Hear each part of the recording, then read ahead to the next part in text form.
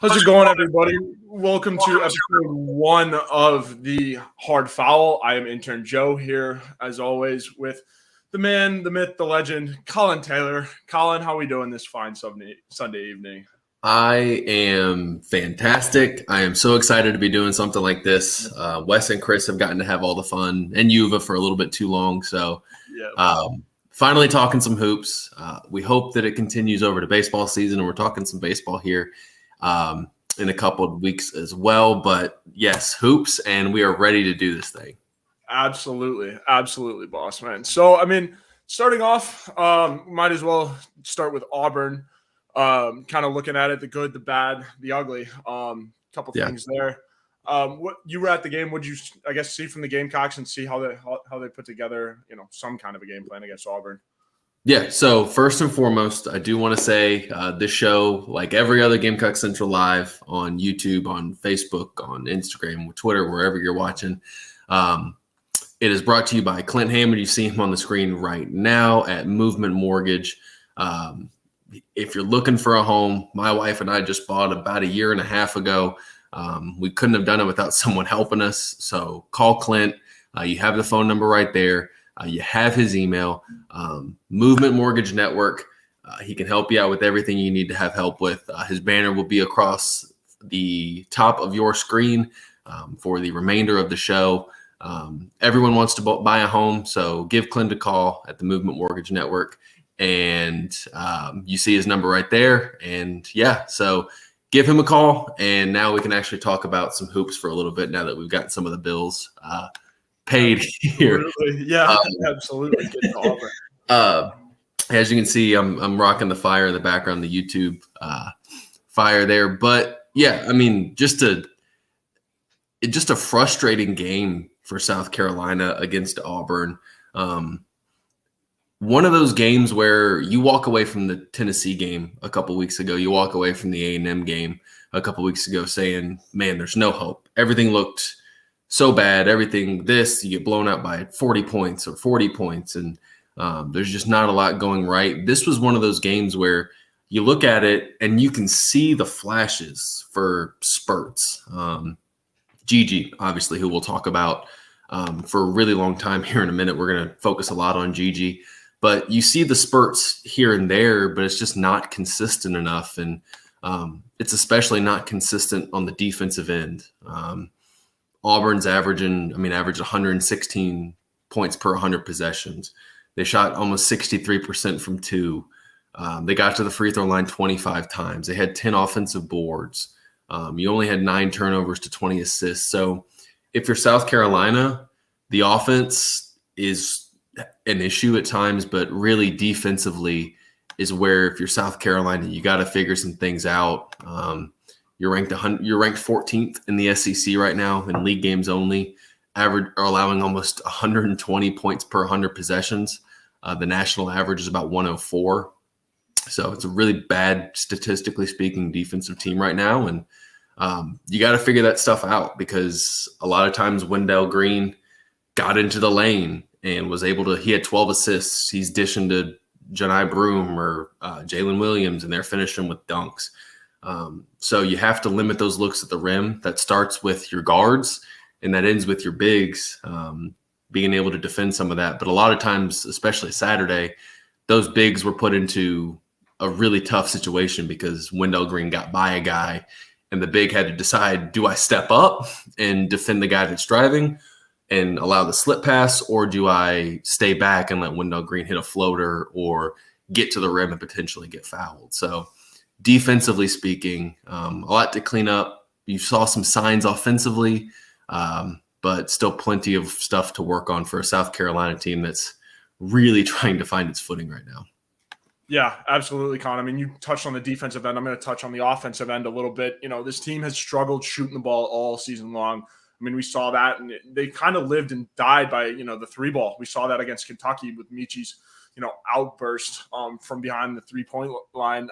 The team went 25% from three, 7 of 28 to be exact. I mean, that's not great. Not going to win a whole lot of ball games when you're shooting 28% from three.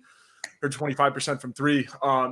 It's something that, like I said, this team really lives and dies by. And so when they're not shooting well, this team really gets in a hole, especially early. We saw it against Texas A&M. We saw it against, we saw it against Texas A&M where they started off poorly, and they were not shooting the ball. I mean, with any light, any stroke of luck, even. I believe it was after Texas A&M where Lamont was talking about the basketball gods and not being in their favor. Yeah. But shooting the basketball, this team has just been poorly. And I mean, aside from Gigi, like we said, we're definitely going to get into some Gigi, so we will get there eventually. But I mean, this team just can't shoot the ball, and let alone, especially at home too. We've seen very poor shooting at home, and I really don't understand it. And it kind of goes back to the basketball gods thing. Really, I that's the only thing I can sum it up to. We talk about the turnovers too as well. Looking at the turnovers, 14 turnovers to Auburn's 9. You got to clean that up too. When you're in double digits for turnovers, it's not great. Well, and that too, like you talk about that, but it's also when South Carolina, a lot of times, good, efficient offensive teams not only force turnovers and get into the open court and get those easy looks at the rim, they're also getting to the line and doing that. And just in South Carolina, they were better about getting to the line against Auburn, who's a team that likes to foul, that fouls a lot, but they just haven't gotten those open court opportunities the way that, some teams that South Carolina played in the past. And I mean, you're looking at it, and South Carolina forced 9 turnovers, but only had 5 points off of them.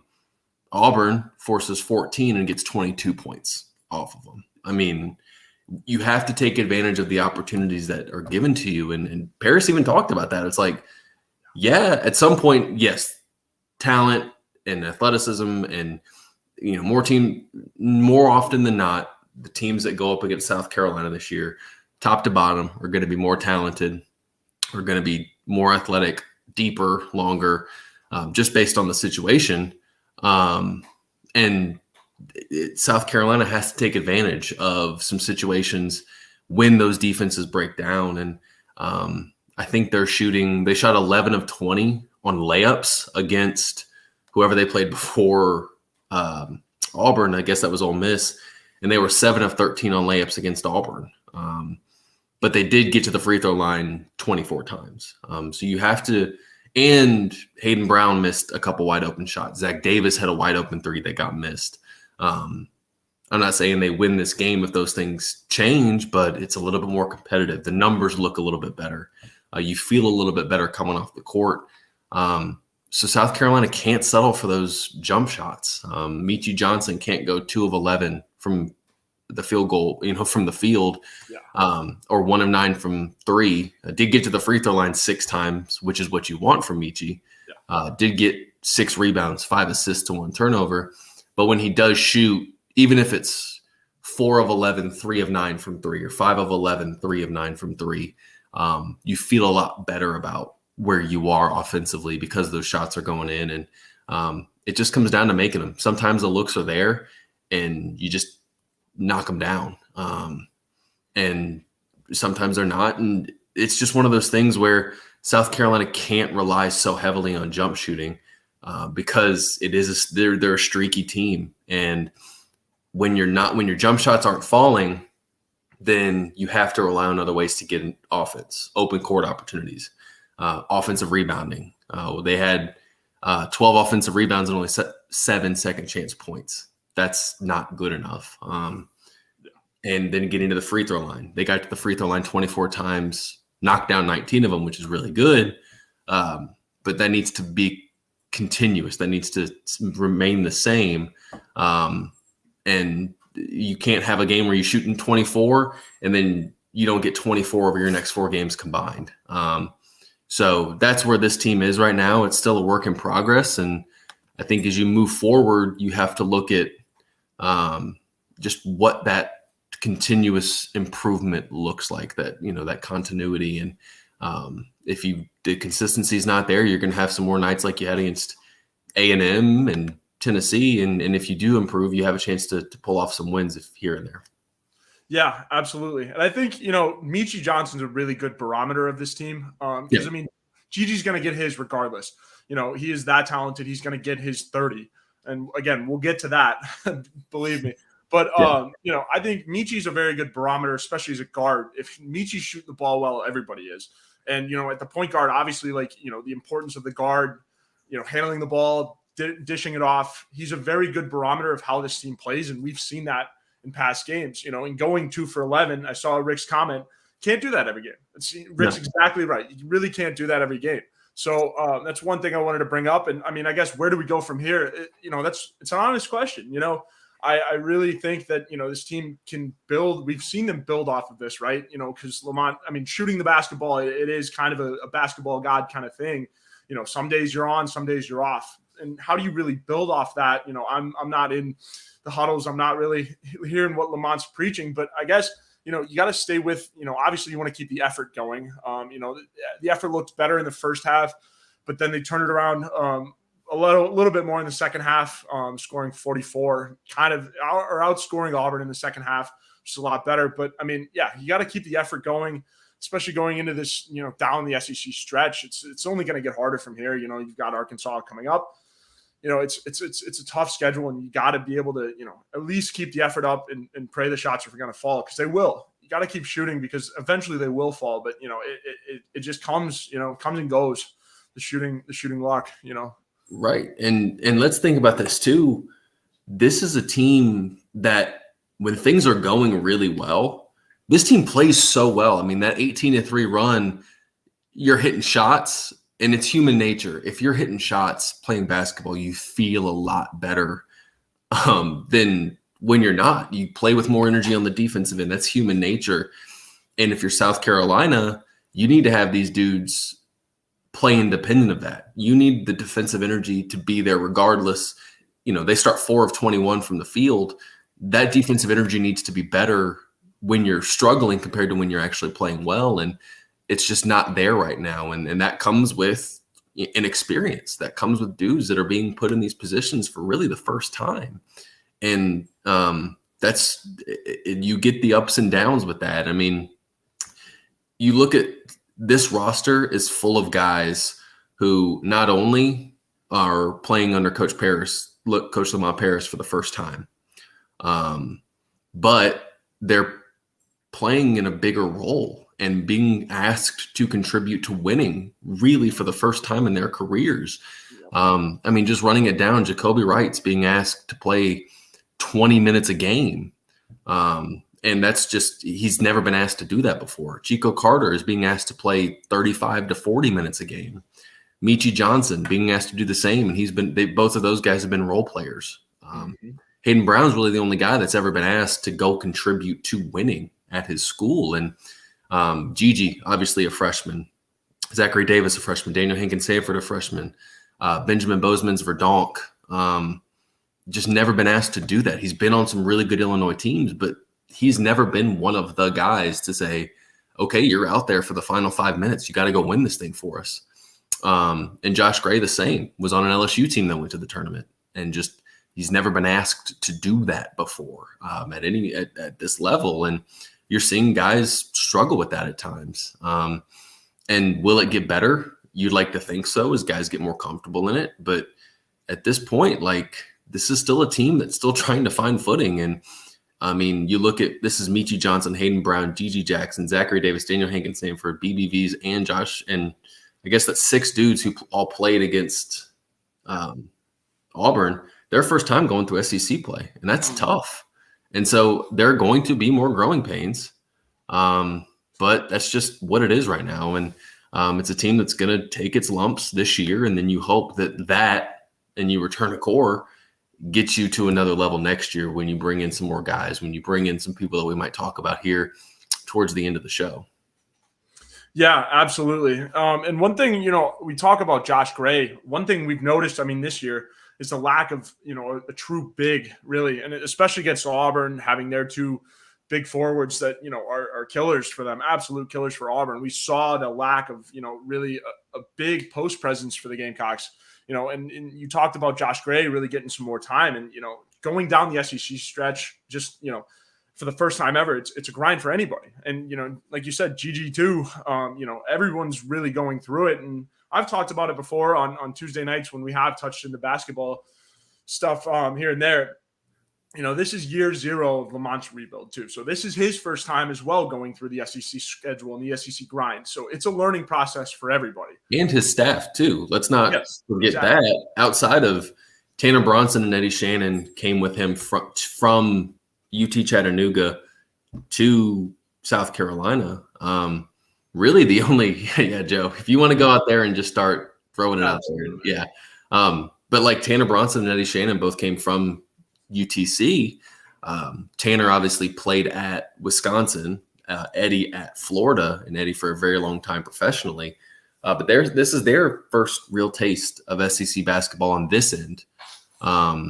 And this is them trying to figure that out. Tim Buckley is really the only guy on the staff that has high major experience. So there's a little bit of a learning curve, and you like to see South Carolina adjust to it. So that's what you hope for if you're South Carolina, is that the adjustment starts to get easier for the staff, for South Carolina's players, as my dog vehemently agrees with me. There's Wrigley. But you hope that transition becomes easier as they get further into league play.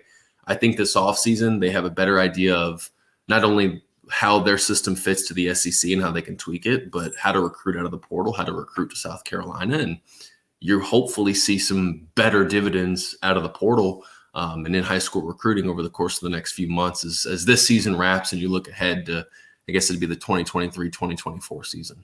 Yeah, absolutely. And we will get into recruiting a little bit later. Yeah, and some questions. Absolutely. So keep the questions coming. We have a little segment at the end where we will get to all the questions that you guys have for us. But I guess kind of getting into the brighter spot of Gamecock basketball this season is Gigi Jackson. Plenty to talk about with his game. 30 points against Auburn. Hell of a game from the kid. He went 10 of 21 from the field, 4 for 8 from 3. It's pretty good. Can't really ask for more from your 17-year-old freshman leader of the team. And ended his night with a fist bump from me exiting the media room. He initiated it, so ended with that. Gigi, I know you're watching because who wouldn't be? I appreciate that. But yeah, it's funny because if you had cut it at like the 10-minute mark of the first half and said, what would Gigi's night look like? I would have just said, like, it's one of those nights where he's inefficient. He'll finish with, 15 to 20 points, but do it on 20 shots.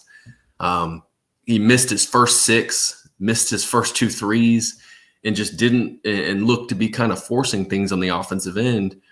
And then it's just boom, a shot, like another shot, another shot, another shot, and ends up with 30, hits 10 of his final 15 shots.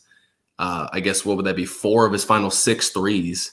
Yeah. And that's all great and well. But the biggest thing for me watching Gigi play, that man was aggressive.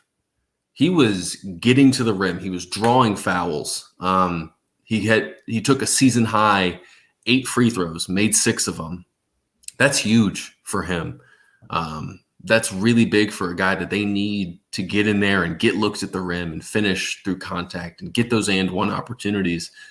And with that comes those rebounds. Finish with 8 rebounds, 3 on the offensive end. That's what you want out of Gigi. I'm not saying he's going to go for 30 and 8 every single night, but you need that efficiency. You need 20 points on 15 shots with 5 free throws and 6 rebounds. Like, you need that give and take with it. And he's been a lot better when South Carolina's played him at, I guess, the 4 or 5 spot and let him play inside and get those looks. And then when the opportunity presents itself, he takes his threes because he can make them. That's what you need from Gigi. And he showed what he could do against Auburn, against a ranked team, a really good defensive team. And now it's about building on that because South Carolina is going to need him to be that guy moving forward. Yeah, absolutely. And I mean, you touched on it too, the aggression part. I was at the Texas A&M game as well. That's one thing, we noticed that Lamont was trying to do. You're down by so many in that game. You got to just get your star player the ball and tell him to go to the bucket. And same thing with Auburn too. For him to drop 30 on a quality team like that, especially with, the twin towers that they have down in the paint. It's huge. It really translates a lot, especially for Gigi, and he's been very hot and cold this year. And I mean, we look at Georgetown, we look at the last couple games, first half, second half have been entirely different. So I think one thing, for Gigi to work on going forward is being able to do it consistently. And Auburn, we saw it happen a lot quicker. The turnaround happened a lot quicker once he started hitting shots, got the confidence going. It all started to translate over really quickly. And, we look at, the Tennessee game, Rick's comment here. Like the Auburn game was a lot more different than the Tennessee game for Gigi. He looked like he was in control, really wanted to drive to the bucket and was, so when Gigi gets that confidence, that swagger that he knows he can do it, he's unbeatable. He's one of the best freshmen, let alone one of the best players in college basketball when he can do that. Right. And two, another thing with that is he's only 17 years old. He just turned 18, I believe. Yeah, 18 in mid-December. Yeah. 18, in December. So my bad, Gigi. Yeah. But so he's really, really, really young. And so that's just kind of going to be a maturity thing. And, like you said, going down the stretch, it's going to be really important for him to take over these games. And he's proven that he can. It's just a matter of getting everyone else behind him. And also, too, going back to Meechie, if Meechie can shoot the ball a little bit better, this team can, proven that they can beat a blue blood like Kentucky. So, going down the stretch, it's going to be really interesting to see what team kind of shows up. And also too, when Gigi can turn it around too, if he can start hot, if he starts out hot, we've seen that before as well. If he starts out hot, his game just elevates to another level and he starts getting his teammates involved. And two, another thing, Collyn, that I like, one thing that I like that you mentioned was the rebounding too. Yeah. When Gigi can get some boards and start to dish, facilitate offensively and defensively, get the ball and start going down the floor, it's different. When Gigi starts running in transition, especially off of a board, he really gets a feel for the game and starts to, feel it out a little bit quicker, gets warmed up a little bit. And, he might miss those first couple jump shots, first 3-4 jump shots, but, when he can get a board and go coast to coast with it, it really fuels him. It really gets him going because he can feel it out in transition offensively and on the defensive end too. Yeah, and thinking about this too, one of the reasons why the NBA has transitioned to having these 6'7", 6'8" dudes who can bring the ball up is because they can play near the rim and get those rebounds, and then you got a guy that's like, boom, let's go. And it allows Meechie to run his lane and get a potentially spot up three. It allows Hayden Brown to go and get to his spot on the floor. It allows Chico Carter to get to the corner because he's been such a good three-point shooter for them. It allows him to get maybe a catch-and-shoot three that's wide open because the defense is going to draw into Gigi. So you want a guy that's able to go out there and just drive and can push the ball and is such a special talent that is kind of developing in front of our own eyes, that you can go out there and say, hey, go get a rebound and go. I really like it watching him play inside, where maybe not all the time because he can step out and shoot a three and you want to be able to put him in space. But I like watching him play inside, and I think it gives South Carolina those transition opportunities that they don't normally get. It gives them some of those chances to get easier buckets when he is pushing the ball up the floor and just going. Yeah, absolutely. And I mean, you mentioned it too a little bit that, Gigi, the NBA style of player, and obviously all we've heard about is him being a one and done player. And, you kind of look at the mock drafts, number 16 on Yahoo, 14 on NBA.com, 15 on The Athletic, and number 9 prospect, according to The Ringer. We've always kind of thought that he was going to go, he was going to be a first round pick, let alone maybe be around the lottery. I think if he keeps dropping these 30-point games and obviously if he keeps dropping 30, he's going to skyrocket. But if he can find a way to get this consistency going, his stock is going to continue to rise. And, you might even see him as like a late lottery round pick. That's kind of where they have him right now. But I could see him cracking into the top 10 if he can figure out some of this consistency thing. We've seen guys like that previously, like a Jaden Ivey, for example. His first year at Purdue, he really couldn't figure out his consistency in his game. He was very hot and cold. And even in his sophomore year at Purdue, early on, he really was hot and cold. He would score a lot one game and a little bit the next. And he figured it out down the stretch. And we saw, he went in the top 5 to Detroit. So I think that's Gigi's biggest obstacle now for, raising his draft stock is he has to be more consistent. or more consistent with just everything, points, rebounds, assists, all of it. And I mean, he's proven so far that he can do it all. It's just a matter of what exactly, can he do consistently? And that's going to be what scouts are looking at. Yeah. And let's be honest here too. The NBA loves to draft on projection at the same time as they do college production.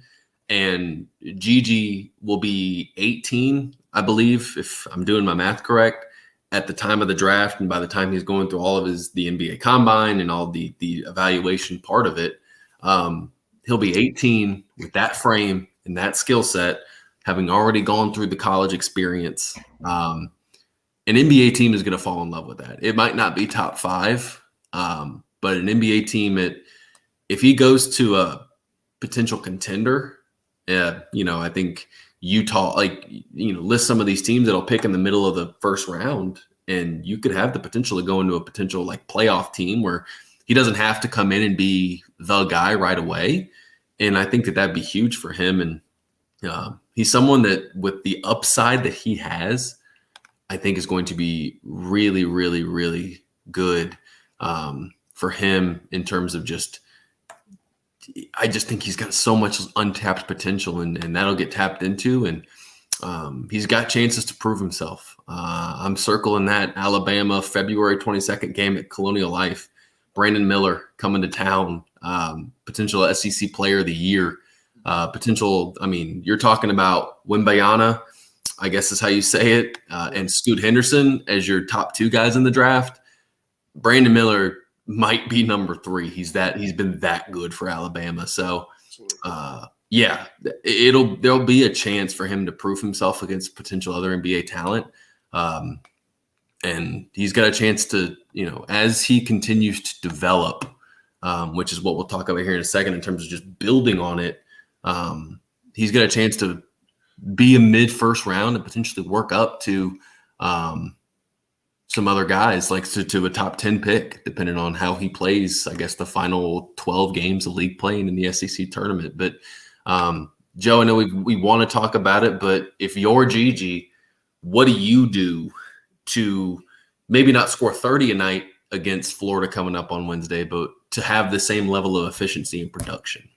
We talked about it earlier, Collyn. One thing that I really like, and that I've seen from Gigi at least, is when he can get the rebounds. Right? And Lamont's talked about this too, is that defensively they want him to be more defensive focused because that kind of gets him going. And you look at it when he does get a block or a steal or something like that. Gigi very, very much so plays off of momentum, and so when he can get a momentum changing play like a steal or a block or a big rebound where he goes up over somebody and gets it, I think that's huge for him. And just if I'm Gigi, I'm looking for plays that can kind of kickstart my momentum. And Lamont has talked about that. That's kind of something that he really wants Gigi to start looking for, to, kind of kickstart it almost. Kickstart just him being a little bit more mean or more aggressive, just try to turn the tide and try to get a run going. And, when he can do that and kickstart a run, the rest of the team follows. And I think it's huge. And when you can start getting boards, and obviously you want to focus on the boards, let alone baseline focus on the boards coming up, but then also too, just focus on everything, the momentum plays, get the big steal, go get the block, go do something. And we've seen it too against Texas A&M. He had that big block somewhere in the second half, and then all of a sudden decided to turn it on. So I think it's huge. And, like I said, the consistency factor for him is, where do you start with that, right? Is it the rebound? Is it the block? Those are things you just kind of have to do to make yourself get amped more into the game and more involved. It's such a big piece, and it's such a big portion of his game and everything surrounding it that, that's one thing. If I'm him, I'm looking forward to, and just kind of honing in on that too, realizing that's what it is, and try to get yourself in the game as soon as possible. Is go get a defensive stop, go get that block, go get the steal, something to kind of turn the tide early and just kind of get the bench up. We talk about, the bench mob. Yeah. The banging of the exactly. You need the guys down there that doing that. That was my role, even in pickup basketball. I was the big 3 guy. If you're Gigi, it's one of those things where you just have to go. You have to shift this thing in a drive and just go. There were times against Auburn, especially early, he took a couple shots that you said, you don't need to be taking that. It's too early in the shot clock to be shooting that three. It's too early in the shot clock to be not driving. And then it's one of those things where, like, you want him to just be aggressive. There were times the lane was open. He's one-on-one with his man, and we got to go. And he just didn't take those opportunities early.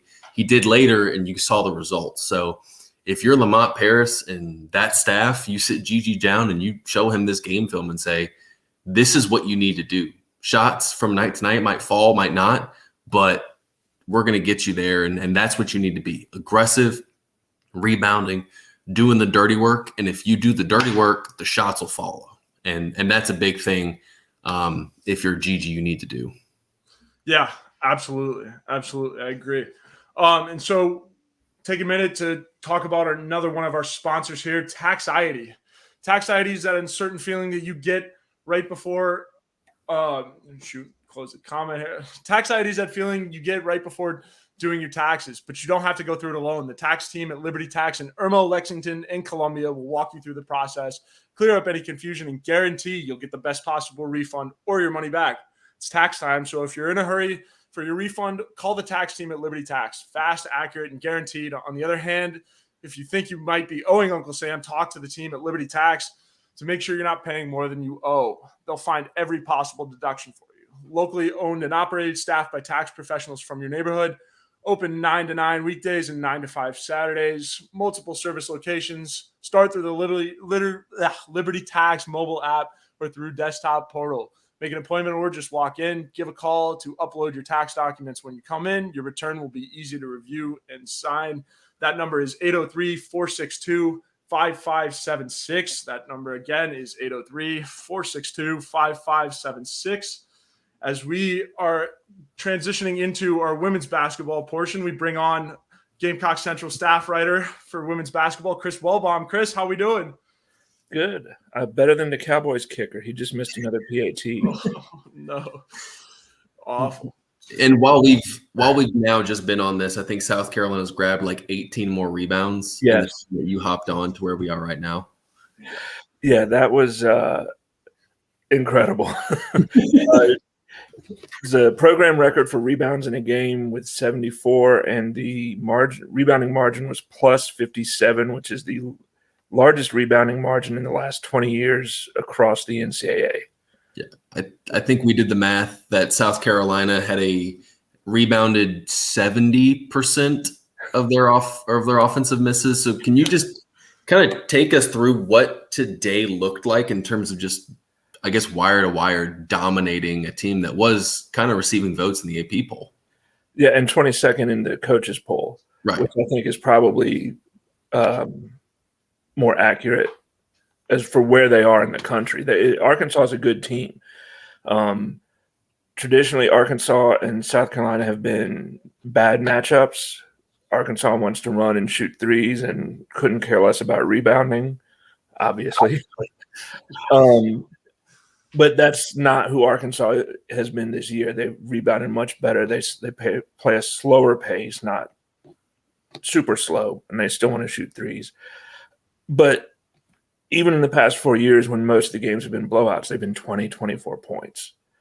This was 24 points going into the second quarter almost. Right. It reminded me of in January of 2020, South Carolina opened the SEC season against Kentucky. And Kentucky had Ryan Howard. That was supposed to be Kentucky's breakthrough year. Everyone was still doubting South Carolina. The talk all week was about how Ryan Howard and Kentucky were going to give South Carolina problems and probably even win. And South Carolina came out and Bree Beal just ran circles around Ryan Howard for the first half. And it was over by midway through the second quarter. The difference between that, which is probably the best half of basketball South Carolina had ever played, and what happened tonight was they followed it up with an even better second half. There's so much depth. There's so much versatility. It's just mind-boggling that it's one team. Right. I mean, you're talking about a second group, a second five that's probably a top 15 team in the country. Oh, yeah. Yeah. And I said against Missouri when Dawn put Talasia Cooper in for the last possession of the first half. That's South Carolina's 12th player would probably start for Missouri. Yeah, no, I mean, like, Bad. yeah, I mean, Missouri and like probably every other top 25 team. Yeah, and it feels like it's starting to feel like 2020 where everything just suddenly clicked and fit together perfectly. Because right now everything's clicking, everything fits. Sanaya Fagan's out for 4 games. Ashlyn Watkins steps up and plays the best basketball of her career. Now Talasia Cooper's out for a few games. Chloe Kitt steps in and plays fine. Raven Johnson, I have to keep reminding myself that she was the National Player of the Year. What she's doing now is what she was supposed to do last year before the knee injury. And it was a serious knee injury. It was a torn ACL. And she's only a year and 2 months removed from it. So she's only going to get better. And I kind of wanted to touch too on just this team. They were tested early, obviously the Stanford game where they have to come back and win. I think at Mississippi State and in Kentucky, these were close games going in, I guess, the fourth quarter. Where is the level of just clicking right now? And what are, as you look at the schedule, some of those stumbling blocks that you say, hey, this is a team that could potentially get this team over the course of your last 8 SEC games? Well, the answer to the second question is nobody. Yeah. Right now, the only team that can stop South Carolina is South Carolina. Now, Tennessee and LSU, especially LSU, despite the weak schedule, LSU is very good. Angel Reese is a legitimate player of the year candidate. She's going to get knocked for the weak schedule, which is fair. Yeah. But that doesn't make her any less talented. The Tennessee game's in Knoxville. The LSU game is here. It's Super Bowl Sunday, so I don't know if it's going to be a sellout. Some people might need to watch all the pregame shows. If it was not Super Bowl Sunday, I'd say no chance. But fans, you got to make a decision. They've got a very slim chance of upsetting South Carolina. Very slim. Right. And that's it. As far as what's clicking, it's a couple of things. One is the point guard play. That was the question mark coming into the season. And it took a while for Kiera Fletcher and Raven Johnson to find their rhythm. Part of it was coming back from serious injuries. It takes time. Along with that, they were on really severe minutes restrictions early in the season where they could only play 3 minutes at a time. It's hard to get your rhythm in a game when that's 4, 5, 6 possessions and you have to go sit. So just getting them comfortable. And of course, Kiera had some nagging injuries that limited her in practice. So she's learning a whole new system and teammates. That's the first thing that's clicking, is they're getting really good production from the point guard position. The second thing is just they're so deep. And everyone's pushing whoever's in front of them. But it's not, there's different kinds of depth, and it's sort of hard to explain. Because they were really deep last year too. They went 16 deep. They're only 14 deep this year. Only. Yeah, only. Yeah, only. But the difference is how all of the pieces fit together. And in 2020, they weren't very deep, but the pieces fit perfectly. It was almost by default. Everyone's role was defined because of the roster, the size limitations. Last year, that wasn't the case. There was a lot of mixing and matching. And then, of course, when Raven got hurt, there was no backup point guard. So for the entire season, there's this worry of what happens when Destiny's, Henderson has to sit down. This year, all the pieces fit. You have the young players like Ashlyn Watkins, Talasia Cooper, Chloe Kitts. They understand that this is not their year. They are here this year to come off the bench and provide a boost. So there's none of the conflict of how many minutes am I going to play.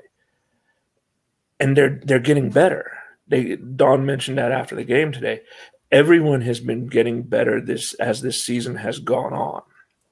And so it gives her more options. And then everyone is so versatile. She can sub in one player and completely change the lineup.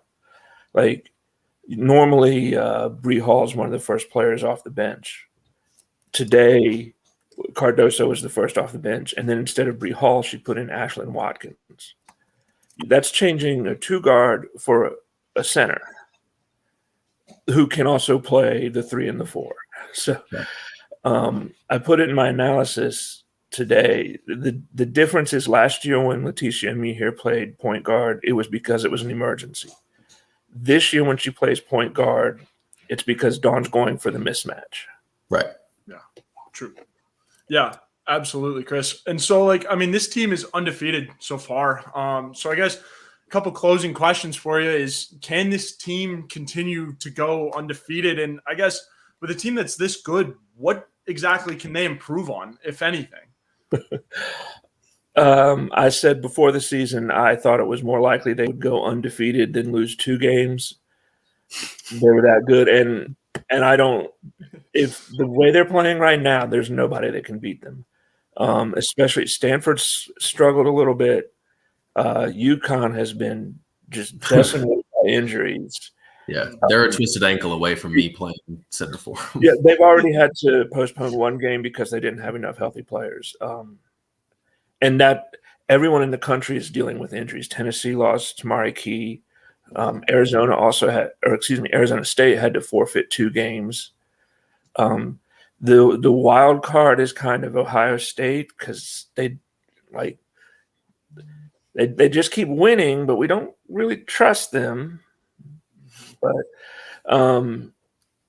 But they're another. They're sort of from the same coaching tree as Arkansas, as Mike Neighbors, actually, Kevin McGuff. Mm-hmm. And they also won a 3U and run and gun. And that's a bad matchup against South Carolina because there's only 1 or 2 people in basketball that can guard the center and then switch onto the point guard and not lose a step. And Aaliyah Boston's one of those. Yeah. She changes everything. What can they improve on? Normally we say turnovers, but they've been protecting the ball fantastic this year. It's 3-pointers. They need to shoot more effectively to open things up for Aaliyah Boston and Camila Cardoso. Even that, they're being very judicious is what I'll say. Judicious about the shots they take. They're not taking early threes. They're not taking quick threes. They're taking good threes. Mm-hmm. So I don't remember what they were today, but it was another good clip. Yeah, I think they were 5 for 8 from 3 today. So. Right. And only taking 8 threes is a good thing. They get into trouble when they're taking 20, 25 threes. Yeah. Well, when you hit, I'm doing the math in my head, so apologies. I guess it'd be you go 25 for 68 on 2-pointers. Yeah. You can kind of live with that if I'm doing my math correct. People this is one of my go-to stats is when they won the SEC title in 2020, how many 3-pointers did they make in the championship game? None. You don't need to. Yeah, they don't need to. You don't. At this point, you run with when you have a National Player of the Year in Aaliyah Boston and that front court, you just don't have to. And we'll wrap, I guess. You've got to. If they're going to leave you open, which last year other teams would just not guard Bree Beal. Right. Yeah. If teams are going to do that, you've got to hit threes, but they're hitting a good enough percentage that teams can't do that this year. Right. And that's what you need. And Wild Bomb, I'll get you out of here with this. The floor is yours. I will give you as much time as you want. Give us just a basic rundown of, I guess, the recruiting front, where things stand in I guess it'd be the 2023 class, and kind of looking forward with 24 and some primary targets there now. It's sort of a quiet period in recruiting. There is one change this year. Players have been able to start taking official visits. South Carolina had Jelani Cambridge on campus last weekend. It used to be they couldn't take those visits until after the Final Four. Of course, most of these players are in season, so we're seeing a few visits, not many. South Carolina also offered a player out of California, Kennedy Smith. It's the first new offer in a while, since the end of the summer when they sent out a bunch. She's one of a couple of California kids that they're looking at. So California's, they get in on some of these players. It's been really hard to get them to leave. They were in on Haley Jones a few years ago. They were in with Juju Watkins this past year, and she stayed home. So I don't know if this is a concerted effort to get into California or just coincidence. It's the difference between basketball and football, of course, is there's so few offers. It's hard to tell if it's a trend or a coincidence. Right.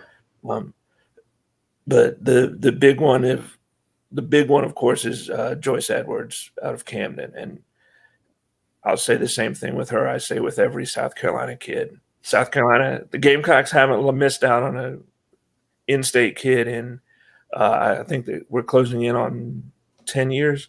Yeah. The last one was Zylena McDaniel out of Spring Valley. Yeah. So someone's going to break the trend. I'm not going to bet on I'm not going to predict it's happening. It's like me when I picked Texas A&M to beat South Carolina in football this year. I was like, I think South Carolina wins, but I can't do it. Until I see it with my own eyes, it's not going to happen. And it's a testament to what Dawn has done with the program, where you gave me the floor, so I'm going off on a tangent. Love it. Sheila Foster was at the game tonight. She held the record that Aaliyah broke. Sheila used to be at every game, but her health has declined in the last few years, and of course with the pandemic she couldn't be out and about, so it was good to see her there. But Dawn has done a really good job of making former players, hers and the ones before hers, feel welcome coming back. Yesterday she was tweeting out, the animals are fighting. She tweeted out a survey that Brett Ball is doing for her, I think her PhD. Mm-hmm. Brett Ball never actually played. She was diagnosed with a heart condition when she enrolled, but they kept her on scholarship. She graduated. I think she went to Florida and got her master's and then came back. And it's just, she keeps the players involved and makes them feel welcome and makes them want to mentor the young players.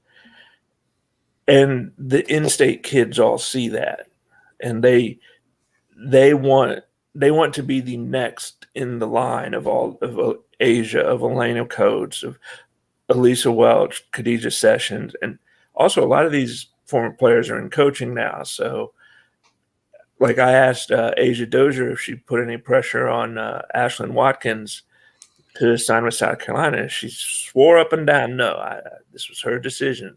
I'm like, come on, if she likes you, she's going to want the experience you had. So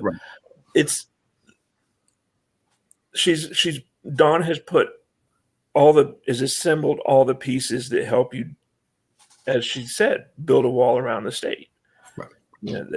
And the kids go to the game. Who doesn't Who doesn't want to play a game in front of 13,000 fans as opposed to 3,000? Even Tennessee's only averaging 7,000 this year. So she's really made it.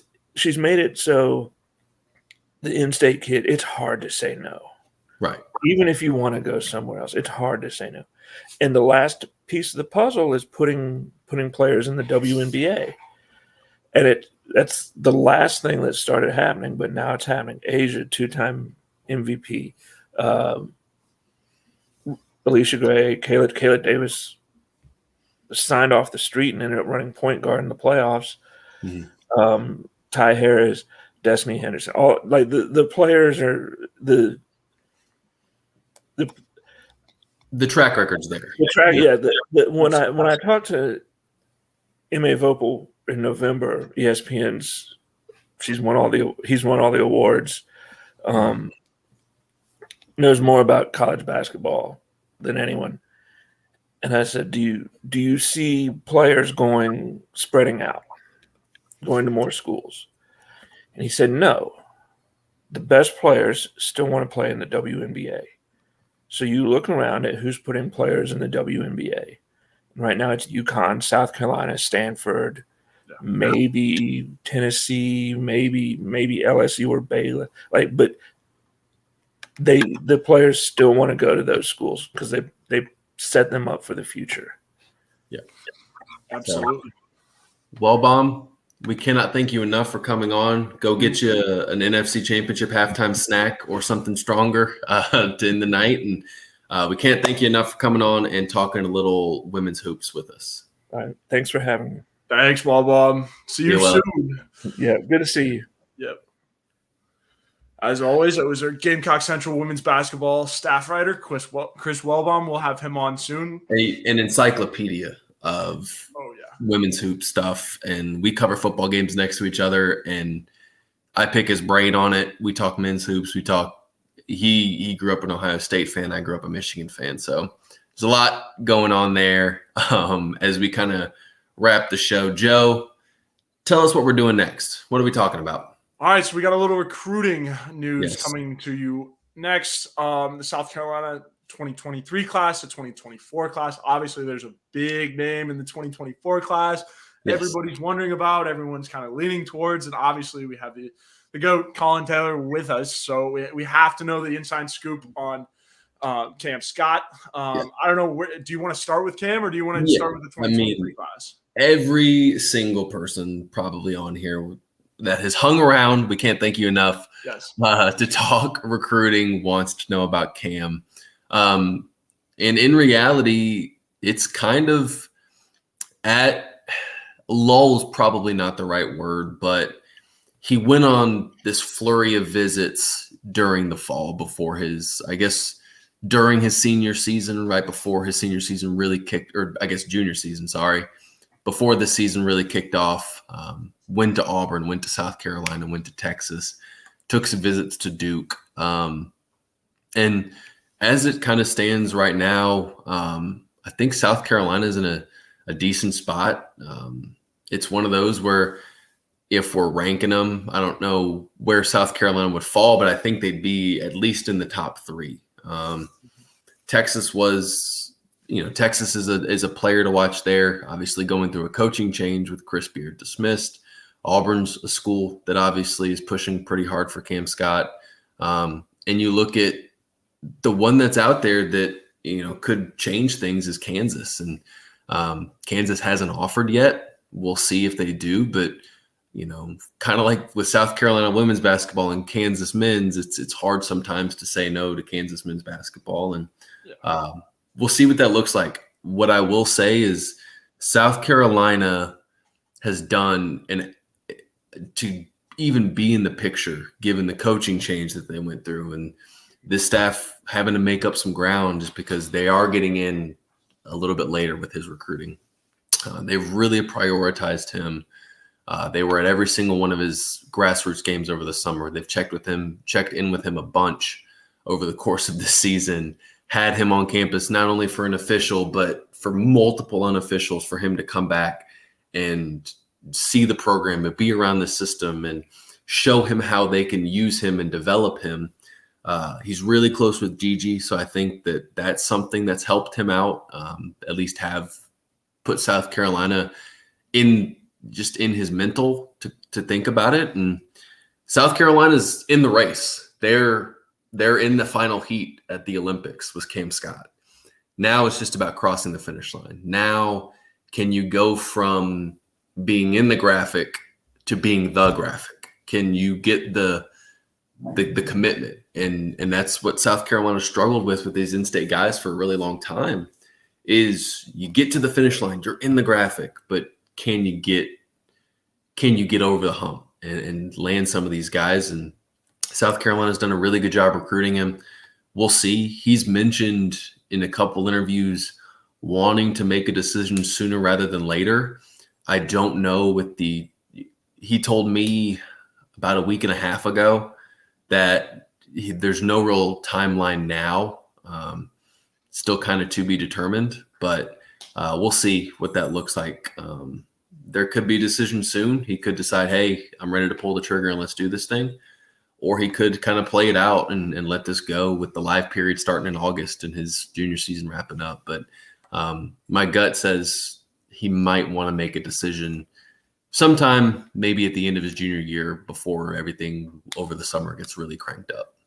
Yeah, absolutely. And I mean, I think all eyes are really on this 2024 class simply because the 23 class, Lamont hasn't really been like, it's different from football, right? With football, you get a new coach, you can kind of go in and, revisit a player and kind of sell what you're going to do in a program. And it's a little bit easier, but with basketball guys, it's a little bit harder to kind of get a 2023 class out from the grassroots, right? Like it's a little bit harder. So all eyes are really on this 2024 classes in terms of like Lamont's first class where he can really start to sell the program, sell what he's doing. We'll also sell like what he's done with Gigi and that kind of thing. He will have some rep behind him at a big school where he can really, really make a pitch to some of these guys. And obviously Cam Scott's the biggest one in that class.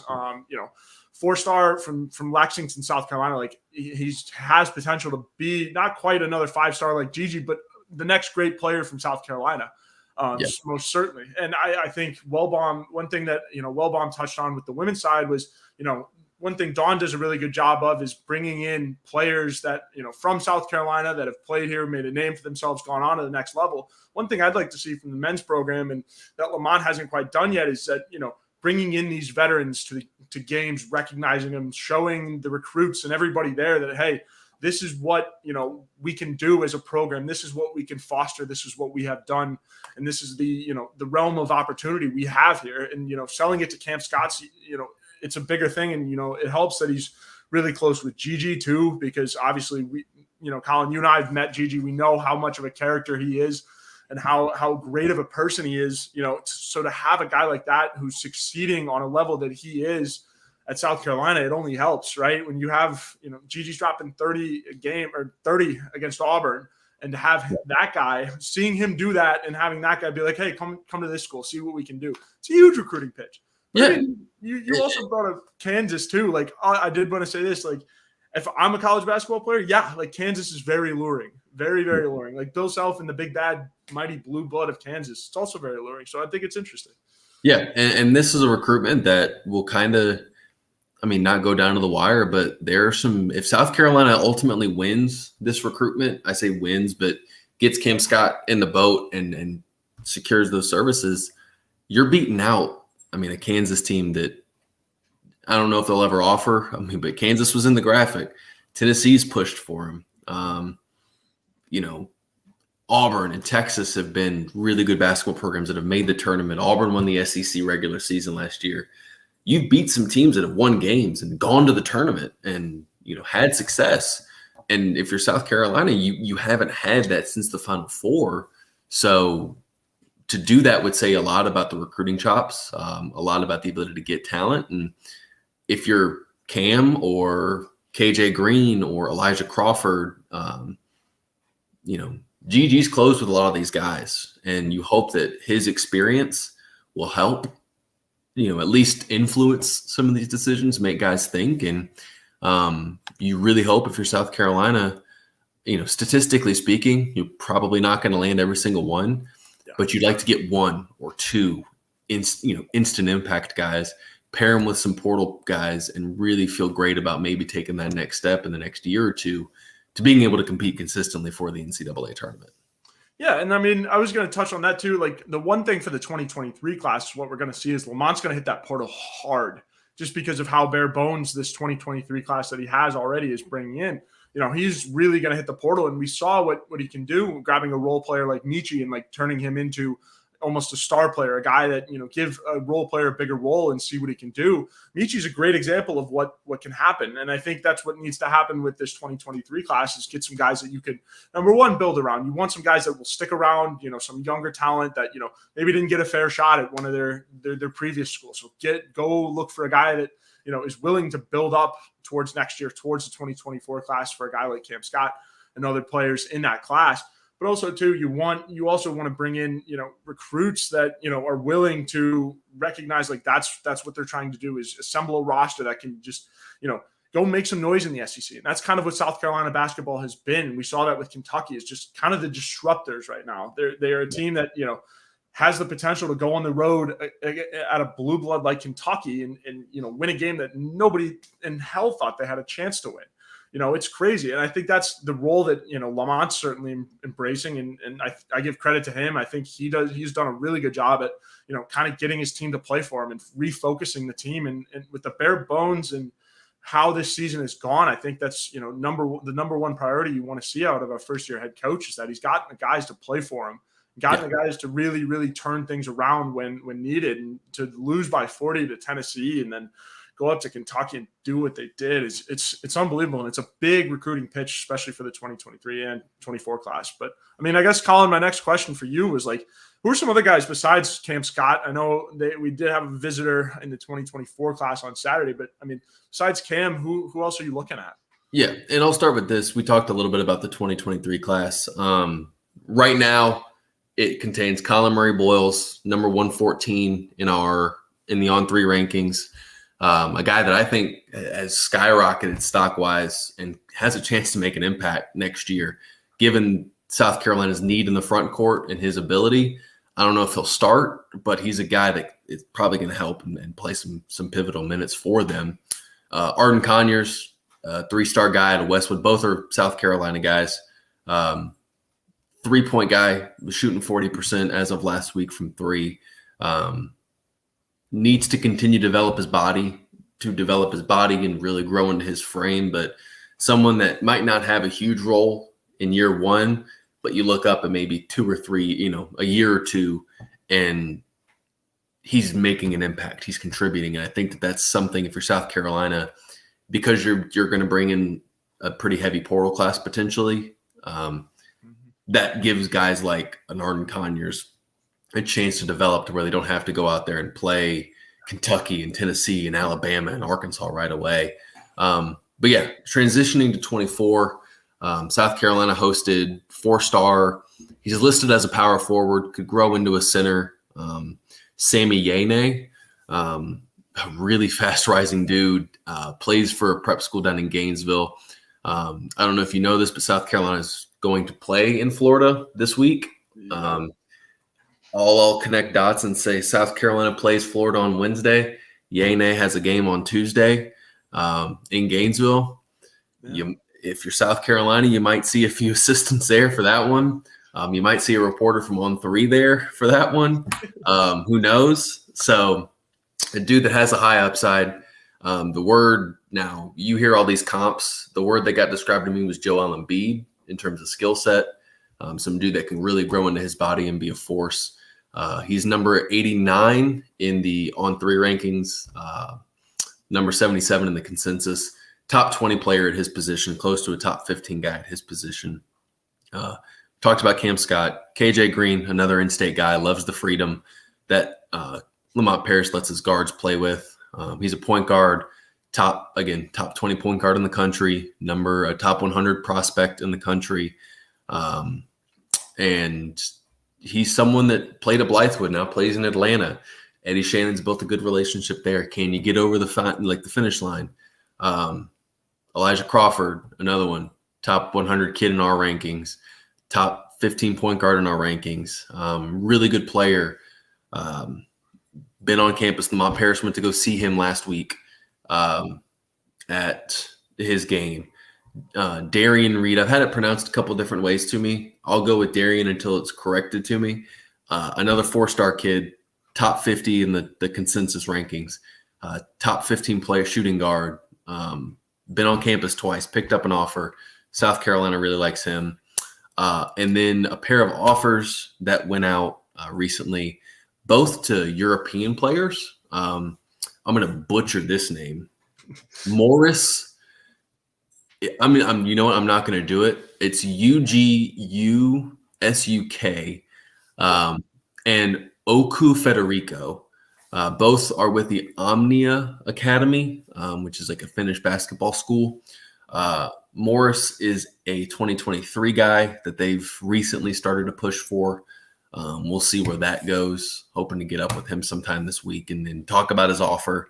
And then Oku Federico is kind of this raw 6'8", 6'9" forward that, you know, they've kind of that's been on the radar and picked up an offer yesterday.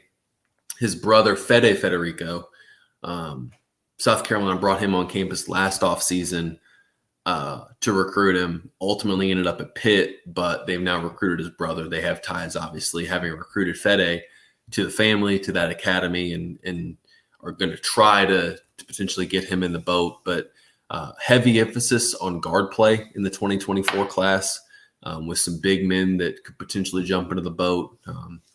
Obviously, a heavy emphasis on, you know, big men, wings in the 23 with the potential to add a guard, maybe another big man from the high school ranks. But I think it's going to be heavily portal-based as you kind of get into the last half of this season. And South Carolina needs to get older, needs to get more experienced through the portal, and you have the opportunity to do that when you kind of look at what this roster looks like. And so that's where we are in recruiting. So, Joe, final segment here. Absolutely. Yeah, final segment. We got a little Q&A.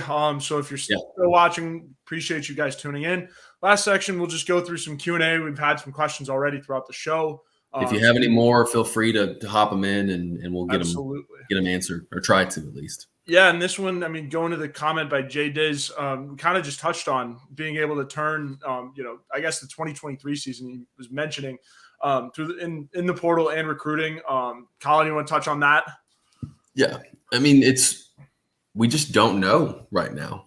You'd like to think that they'd be able to go out and get some more guys out of the portal. They missed on a few last offseason, did end up landing, obviously, a Michi and a Hayden, who were priority guys at the beginning of it, but missed out on some others.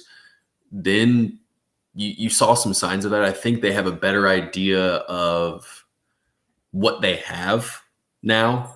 When you think about it, like Lamont Paris and his staff took over in April, they didn't know. I mean, you could watch film, but there wasn't a whole lot of film on Jacoby Wright. There wasn't a whole lot of film on Chico Carter or Josh Gray or TV Minot or Javon Benson or the guys that stuck around. Yeah. So now they have a better idea of their skill set, having been around them for a year. You can kind of tailor your portal needs based off of that. I think they have a better idea of the landscape recruiting in a high major. I think they have a better landscape of just overall what to expect and what to do from a portal standpoint at South Carolina. So I think South Carolina is going to be able to go get some guys. Time will tell, certainly. But I think that you're going to be able to get an influx of talent into the program, and we'll see how that ultimately comes to pass. But, you know, right now, as we sit here on January 22nd, I think there's optimism that you will be able to upgrade the roster in April, in May, to get guys in for summer and be ready to go.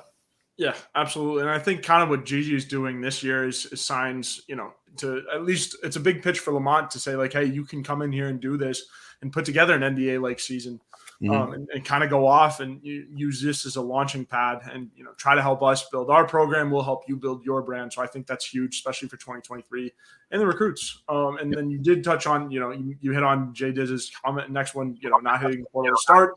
They missed a couple guys at the beginning. You got to that. So I think we're good there. And I think, too, one thing that they did allow is there is some flexibility now. Obviously, you're going to have defections. Every school in the country has players that enter the portal looking for either more time or looking for a new opportunity. So I feel pretty confident saying, I don't know. I mean, you're going to have some defections at some point because that's just college basketball nowadays. But there is some flexibility in who they'll be able to bring in. And I think that they know they need to go out and upgrade this roster. And I think that they're going to really emphasize that going into this offseason, knowing that they have a chance to take a leap and potentially the SEC is wide open right now and potentially take a leap to be a tournament team at some point sooner rather than later. Yeah, absolutely. And then going to Josh's comment about the women's team, when do we think the women's team will actually be challenged? Is UConn the only real threat? And Chris kind of talked about that a little bit. He mentioned that, the LSU game on Super Bowl Sunday is going to be the biggest challenge going forward. Obviously, he touched on UConn being banged up. That game's tough because it's at UConn. So it's going to be a tough environment, obviously, because UConn's women's program have built themselves up to what it is. And to just have them where their program is at, they're well more than capable of packing the building like South Carolina does. So, I mean, Collyn, do you see anything else besides UConn or LSU? I mean, they get challenged every day in practice, probably.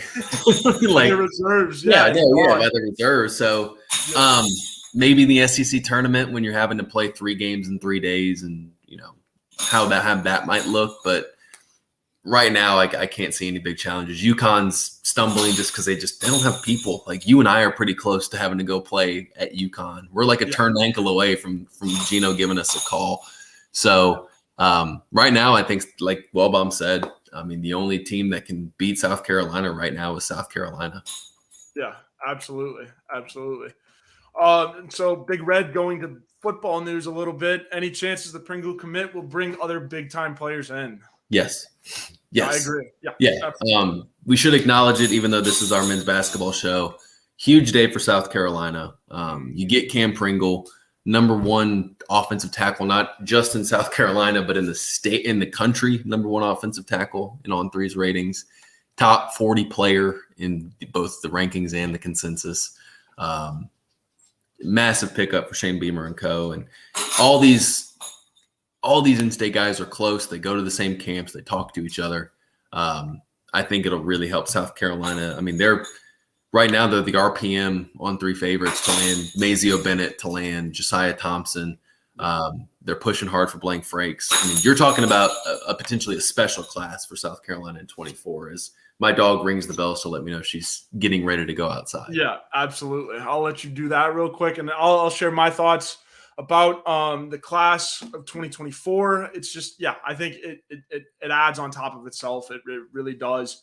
The 2024 class is going to be huge, and to have a guy like Dante Reno at the helm to be able to recruit as hard and as well as he does and has already, I think it's huge. And getting today with Cam Pringle, Dante got his first bodyguard, Collyn. He really did. And so I think it's huge. And Mazeo is going to be another domino to fall. And then I think it just keeps building and building. And, one guy that sticks out to me in particular is Dylan Stewart in the 2024 class. He was on campus this weekend. He's a hard South Carolina lean. I think he's going to be huge, a big talent in that 2024 class. And I think what Pringle did today is it shows, you brought up Blake Franks too. It shows that, he's really the first bigger domino that's not, Dante Reno, that is willing to commit to South Carolina. And I saw a lot of national news pick up this commitment and just say how big of a win it is early on in the 2024 cycle for South Carolina. So I think it's huge. I think it only helps them bring other big time players in.